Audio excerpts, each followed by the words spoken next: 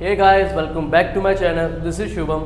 आज का जो हमारा टॉपिक बच गया था जो कि था DPSP यानी directive principles of state policy, Hindi में से कहते हैं राज्य के नीति निर्देशक तत्व। इसमें 16 धारा थी, 16 धाराएं हैं जो कि हम पढ़ चुके हैं पहली वीडियो में। मैंने कुछ 8 आर्टिकल्स में कंप्लीट कर चुका हूँ और बाकी 8 इस वीडियो में कंप्लीट करते हैं। तो आइए शुरू करते हैं। आर्टिकल 43 में निर्वाह मजदूरी कुटीर उद्योग। इसमें बताया गया है कि निर्वाह मजदूरी लोगों को रोजगार, कुटीर मजदूरी लोगों के लिए रोजगार और कुटीर उद्योग का प्रबंध किया जाता है, जो कि सरकार की जिम्मेवारी होती है सभी लोगों के लिए रोजगार उपलब्ध कराना, कुटीर उद्योग को बढ़ावा देना। इस आर्टिकल में बताया गया है। आर्टिकल 44 समान नागरिक संहिता।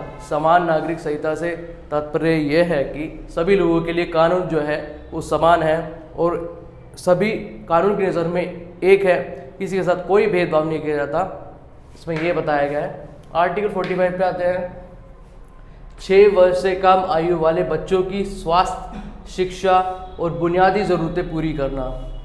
आर्टिकल 45 में यह बताया गया है कि 6 वर्ष से कम उम्र वाले बच्चों के लिए उनकी स्वास्थ्य, शिक्षा, जीवन व्यापन से संबंधित जितने भी कार्य हैं इसमें बताया गया है।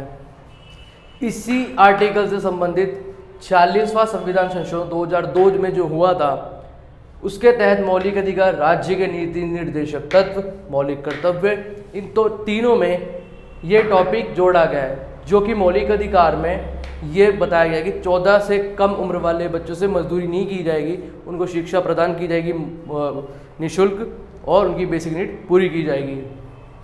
अपना आर्टिकल आता है 46 पे। अनुसूचित जाति, जनजाति, शिक्षा और आर्थिक हित, संविधान न्याय का प्रबंध करना। इसमें बताया गया है कि अनुसूचित जाति, जनजाति मतलब SC ST के लिए जो निचली कास्ट के, निचली जाति के लोग हैं, उनका विकास करना, उनकी शिक्षा को बढ़ावा देना, उनके स्वास्थ्य का ख्याल रखना, उनकी बेसिक नीड को पूरा करना इस आर्टिकल में बताया गया है। आर्टिकल 47 मद्य निषेध, पोषाहार, स्वास्थ्य। मद्य निषेध का मतलब ये है जो मदिरा पान करने वाले, मतलब ये होता है जिसमें नशीले पदार्थ आते हैं, और पोषाहार और स्वास्थ्य। इसमें बताया कि जो नशीले पदार्थ हैं, पोषण और स्वास्थ्य, सरकार का ये भी कर्तव्य बनता है कि नशीले पदार्थों को कम किया जाए। इसमें एक केस आता है बिहार में, जैसे कि शराब बैन की गई थी और पहला कदम सरकार राज्य के द्वारा उठाया गया था और कहा गया कि लोगों के पोषाहार मतलब पोषण पे, उनकी हेल्थ पे ध्यान देना भी राज्य का कर्तव्य है। आर्टिकल 48 पे आते हैं। कृषि, पशुपालन, दुधारू पशु। इसके अंदर बताया गया है कि कृषि को बढ़ावा देना, पशुओं का ख्याल रखना, गौशालाएं खुलवाना और दुधारू पशु से संबंधित जो हमें दूध मिलता है उसका व्यापार बढ़ाना। आर्टिकल 48A में आते हैं। इसमें बताया कि पर्यावरण का संरक्षण करना। राज्य का कर्तव्य यह भी बनता है कि हमें पर्यावरण का संरक्षण करना चाहिए और राज्य का भी कर्तव्य बनता है कि वो लोगों को जागरूक करे पर्यावरण से संबंधित। यह आर्टिकल 42वें संविधान संशोधन 1976 में जोड़ा गया था।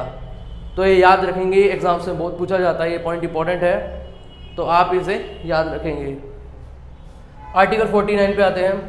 राष्ट्रीय महत्व स्मारक स्थानों का संरक्षण, यानी राष्ट्रीय स्मारक जो स्थान होते हैं जैसे हमारा पार्लियामेंट हो गया, राष्ट्रपति भवन हो गया, इंडिया गेट हो गया, इनका संरक्षण करना भी राज्य का कर्तव्य है। और बस इसमें इतना ही था। तो अब चलते आर्टिकल 50 पे। कार्यपालिका एवं न्यायपालिका का पृथक्करण। इसका मतलब यह है जो कार्यपालिका और न्यायपालिका है दोनों की शक्तियाँ अलग अलग है, दोनों एक दूसरे से सेपरेट है, अलग है, दोनों ही एक दूसरे के काम में दखल नहीं दे सकते। ना ही न्यायपालिका कार्यपालिका में दखल दे सकती, ना ही कार्यपालिका न्यायपालिका में। कार्यपालिका में हमारे प्रधानमंत्री, राष्ट्रपति, जितने भी मंत्री हैं वे सब आते हैं और हमारे न्यायपालिका में आते हैं हमारे जज, जितने वकील हैं आदि। आर्टिकल 51 जो हमारा आखिरी आर्टिकल है, अंतर्राष्ट्रीय शांति और सुरक्षा करना। राज्य का ये भी कर्तव्य बनता है कि अंतर्राष्ट्रीय स्तर पर शांति बनाए रखना और लोगों की सुरक्षा करना और राज्य की सुरक्षा करना। आई होप गाइस आपको ये वीडियो पसंद आएगी। पसंद आए तो वीडियो को लाइक कीजिए, चैनल को सब्सक्राइब कीजिए, शेयर कीजिए और कमेंट कीजिए कि आपको अगली वीडियो किस टॉपिक पे चाहिए।